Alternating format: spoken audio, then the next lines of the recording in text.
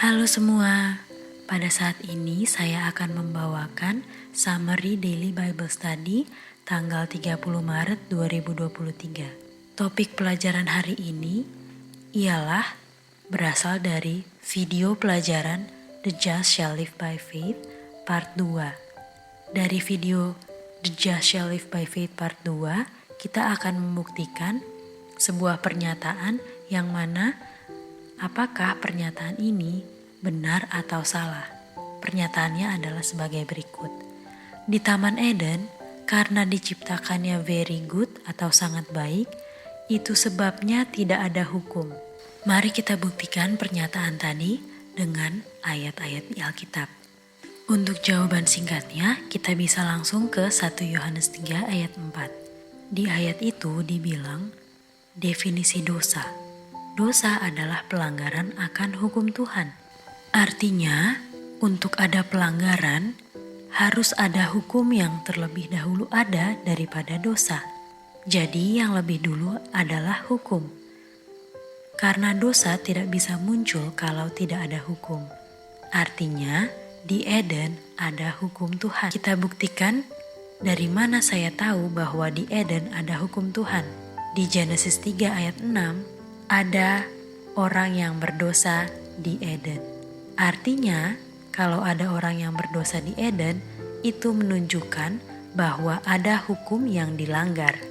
Artinya, hukum sudah ada sebelum manusia berdosa atau waktu manusia dalam kondisi very good. Artinya, terbukti bahwa pernyataan itu salah. Jadi, yang perlu kita ketahui ialah tidak bisa ada dosa kalau tidak ada hukum. Sekarang kita akan mundur dari jawaban yang singkat tadi dan kita akan belajar jawaban yang lebih terperinci atau detail. Mari kita ke Kejadian pasal 3. Di Kejadian 3 ayat 6 kita tahu manusia berdosa, yang mana itu menunjukkan bahwa ada hukum Tuhan. Artinya, di Kejadian 2 ada hukum Tuhan. Lalu muncul pertanyaan, kenapa ada hukum Tuhan di Kejadian 2? Kenapa saya bisa bilang di Kejadian 2 itu ada hukum Tuhan? Karena di Kejadian 3 ada dosa. Mari kita bongkar lagi jawaban yang singkat ini. Kita tahu bahwa di Kejadian pasal 3, di situ mulanya dosa di bumi ini. Karena dosa itu munculnya di Kejadian 3, artinya tidak ada dosa di sebelum Kejadian pasal 3. Artinya tidak ada dosa di Kejadian pasal 1 dan pasal 2. Mari kita lihat dari sisi pembuktian apakah hukum sudah ada sebelum dosa. Karena dosa itu muncul di Kejadian 3, artinya itu menunjukkan bahwa sudah ada hukum di sebelum Kejadian 3, yaitu di antara Kejadian 1 dan Kejadian 2. Berdasarkan setelah kita buka Alkitab dan membaca ayatnya, kita temukan hukum Tuhan adanya di Kejadian 2 ayat 16 dan 17. Dari mana saya tahu bahwa Kejadian 2 ayat 16 dan 17 itu adalah hukum Tuhan? Atau kata apa yang menganjurkan atau menunjukkan bahwa di Kejadian 2 itu adalah hukum? Jawabannya ialah dari kata God commanded atau Tuhan perintahkan. Kita tahu di Roma 7 ayat 12, commandment atau perintah sama dengan law atau hukum Tuhan. Artinya, waktu kita kembali lagi ke Kejadian 2 ayat 16, waktu dibilang God commanded, itu artinya commandment sama dengan hukum. Dan kita buka di Yesaya 1 ayat 10, hukum Tuhan adalah firman Tuhan. Jadi, di Kejadian 2 ada hukum Tuhan. Dan hukum Tuhan itu ada sebelum ada dosa.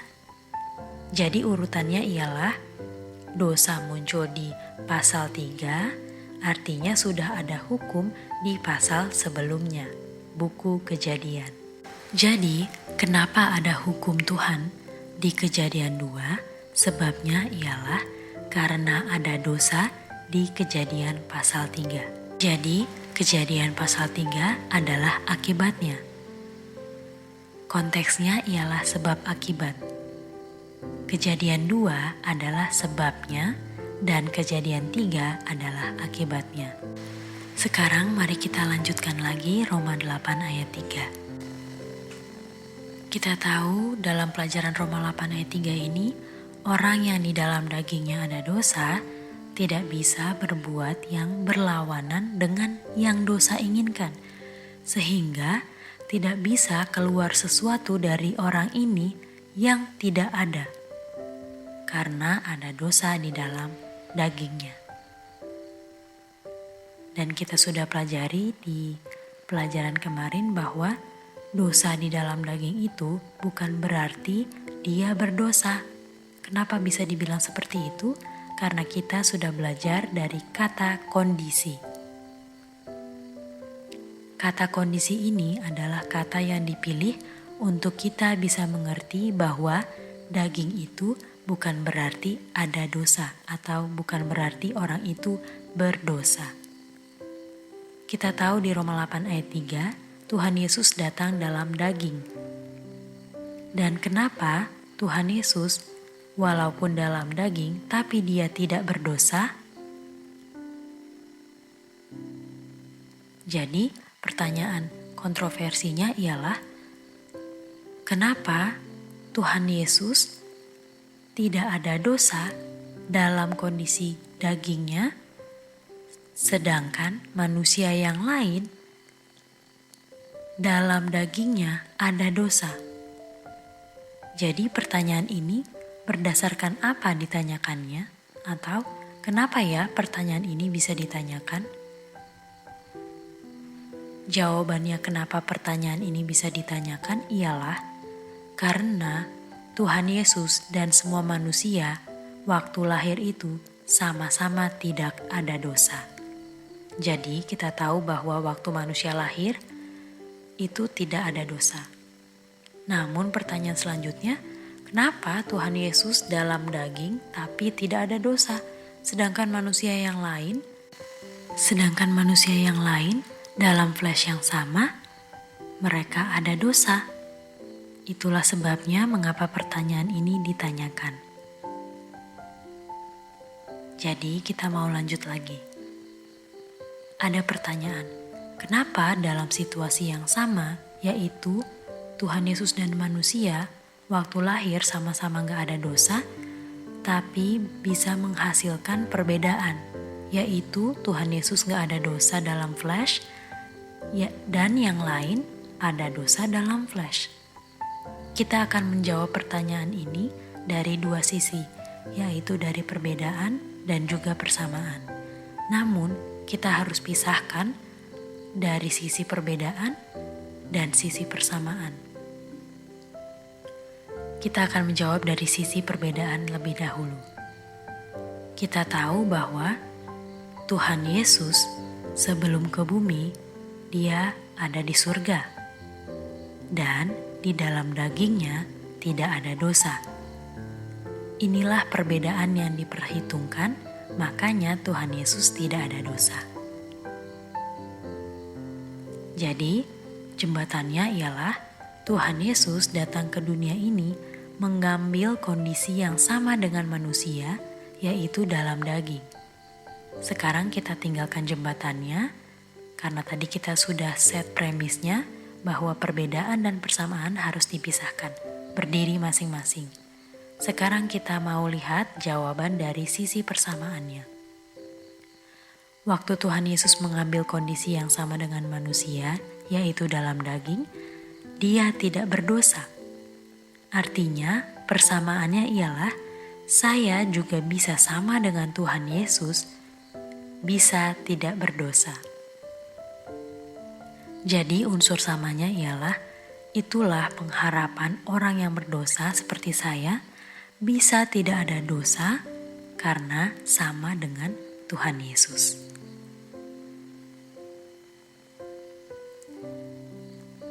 Kita tahu bahwa waktu Tuhan Yesus jadi manusia, dia sebagai manusia, dia sebenarnya bisa berdosa. Artinya, kenapa dia tidak berdosa? Itu karena Tuhan Yesus pilih untuk tidak berdosa. Karena kalau Tuhan Yesus datang ke dunia, mustahil untuk berdosa atau tidak bisa berdosa, artinya Tuhan Yesus datang ke dunia sebagai God atau bukan manusia. Kita lanjut lagi Roma 8 ayat 3. Apa yang hukum tidak bisa bilang? Hukum tidak bisa bilang bahwa saya itu baik. Hukum tidak bisa bilang saya itu kudus dan benar atau just. Karena semua yang saya buat itu hasilnya adalah tidak just.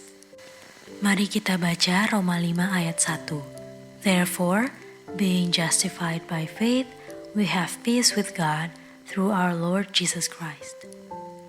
Artinya, kamu bisa dibikin just atau kamu bisa dibenarkan hanya melalui iman. Hukum Tuhan tidak bisa bilang kamu just. Kenapa? Karena semua yang kamu lakukan bukan berdasarkan iman. Artinya, kamu tidak bisa beriman. Mari kita baca Efesus 2 ayat 8 dan 9. Kamu diselamatkan oleh grace melalui iman dan itu bukan karena kamu kerja. Artinya, kamu tidak pernah bisa dibilang just oleh hukum karena kamu tak henti-hentinya bekerja. Hukum tidak bisa bilang seseorang itu just atau benar, itu karena dia kerja terus. Artinya, hukum tidak bisa menolong dia berhenti bekerja. Dari mana kita tahu bahwa hukum tidak bisa menolong saya berhenti bekerja? Ada dua kemungkinannya. Kemungkinan pertama, karena saya ragukan hukum tidak mau tolong saya. Atau kemungkinan keduanya, karena hukum tidak bisa tolong saya untuk berhenti bekerja. Jadi dari dua kemungkinan ini, jawaban mana yang pasti? Mari kita buka Roma 3 ayat 20. For by the law is the knowledge of sin. Di ayat ini Roma 3:20, kita tahu bahwa melalui hukum kita mengetahui apa itu dosa dan apa yang bukan dosa. Jadi, cuma ada satu kepastian dari dua kemungkinan yang tadi sudah kita bilang. Artinya, berdasarkan Roma 3:20, hukum tidak bisa tolong saya berhenti kerja. Bukannya hukum tidak mau, tapi memang hukum tidak bisa menolong saya berhenti bekerja. Artinya, kalau hukum tuduh saya terus dan hukum tidak bisa tolong saya berhenti kerja, artinya solusinya bukan di hukum dan solusinya bukan juga di saya atau pada orang itu. Namun, solusinya hanya bisa berhasil kalau orang itu tidak bekerja atau berhenti berusaha. Artinya, untuk bekerja itu ialah menghalangi solusinya. Jadi, cara kita untuk tolong solusinya ialah dengan kita berhenti bekerja atau berhenti berusaha memperbaiki diri. Pertanyaannya, jadi bagaimana kalau kita tidak bekerja, lalu kita mau dibilang just oleh hukum? Untuk menjawab pertanyaannya, mari kita lihat ilustrasi ini.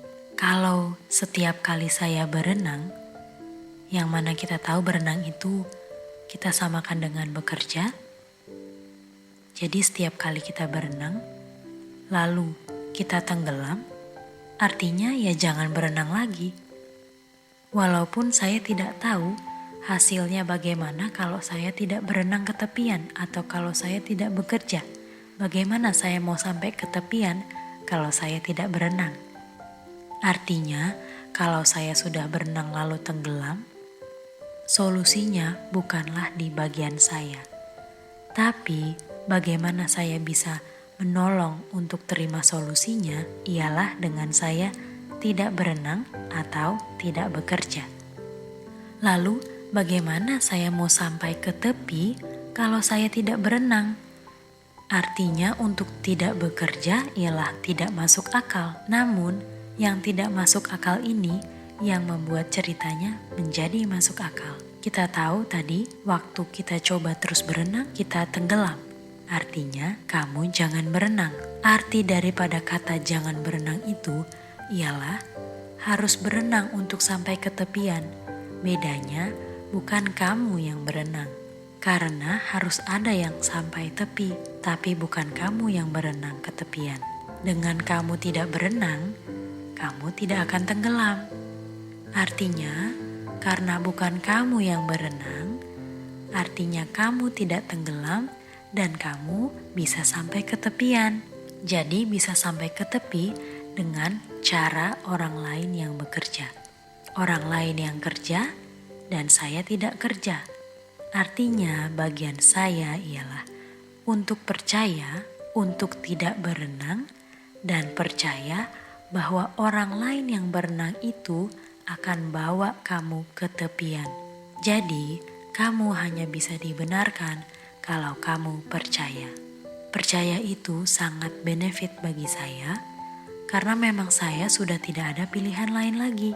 Kalau saya masih ada pilihan, pasti saya akan coba semua pilihan dulu, baru saya terjebak di pilihan terakhir. Tapi karena sudah tidak ada pilihan, pasti saya akan pilih pilihan yang hanya satu-satunya itu. Jadi, orang yang percaya itu mengharapkan orang lain yang berenang untuk berenang sampai ke tepian, di mana saya tidak tenggelam, namun saya bisa sampai ke tepian karena saya bergantung pada orang yang berenang itu. Artinya saya tidak ada andil dalam bekerja, atau saya tidak kerja, atau saya tidak berenang. Jadi kesimpulannya ialah beriman adalah ketika saya berharap pada orang lain yang berenang untuk saya dan bergantung sepenuhnya pada tenaga orang yang berenang itu. Dan ketika saya bergantung, itulah yang membuat saya tidak tenggelam dan saya bisa sampai ke tepian. Sampai di sini pelajaran Summary Daily Bible Study kita. Tuhan memberkati.